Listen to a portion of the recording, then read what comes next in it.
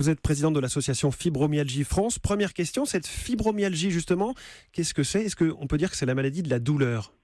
Effectivement, elle s'appelle la maladie de la douleur, mais j'aimerais préciser qu'il y a une fatigue qui accompagne la fibromyalgie et la fatigue est parfois dominante, voire extrême.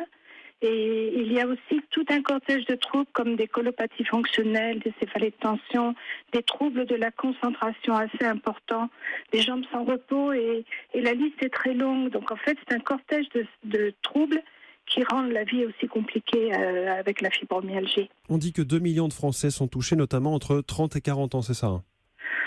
Majoritairement, ils sont diagnostiqués vers la quarantaine, ce qui ne veut pas dire qu'ils n'avaient pas des troubles qui n'étaient peut-être pas assez si invalidants au départ. Mais c'est effectivement la moyenne, oui. C'est difficile à diagnostiquer, justement ?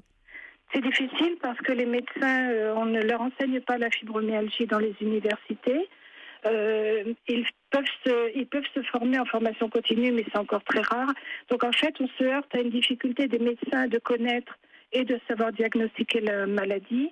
Et par ailleurs, ils n'ont pas le réflexe souvent d'envoyer vers les centres de la douleur. Est-ce qu'on sait pourquoi les malades ressentent ces douleurs ? Pardon de poser cette question, mais est-ce que c'est dans la tête ou bien est-ce qu'il y a vraiment quelque chose qui ne va pas à l'endroit où on a mal ? C'est dans la tête, mais pas comme on l'entend. C'est un dysfonctionnement de la modulation de la douleur au niveau du cerveau. C'est l'information de la douleur qui est fausse. Oui, c'est de la modulation. C'est un processus qui est très connu des neurologues et on a donc un dysfonctionnement quant à la perception de la douleur. C'est connu, mais on ne connaît pas la cause.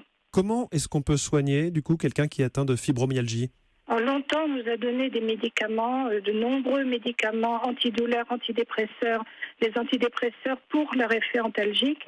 Et on vient peu à peu, les dernières années, des recommandations d'ailleurs européennes le précisent, on en vient plutôt aux soins non médicamenteux comme la relaxation, le tai chi, le qigong et l'éducation à l'effort.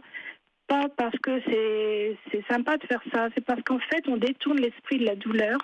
Et c'est aussi un processus en neurologie qui est connu. Donc en occupant l'organisme et le cerveau à des activités autres, on arrive peu à peu, avec le temps, à lui faire lâcher la douleur en fait. Carole Robert, est-ce que la recherche s'intéresse à cette maladie ? Est-ce qu'il y a des avancées ? Alors actuellement, il y a une expertise collective de l'INSERM qui est en cours, que nous avions demandé depuis 10 ans, qui va être un bilan effectivement de la recherche dans le monde entier et qui va proposer des recommandations et des orientations par rapport à la recherche.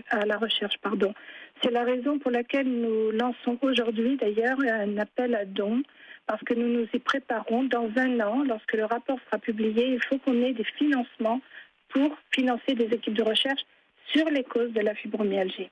Eh bien, cet appel aux dons est relayé par Europe 1. Merci beaucoup, Carole Robert. Je rappelle que vous êtes présidente de l'association Fibromyalgie France. Merci d'avoir été l'invitée d'Europe Midi.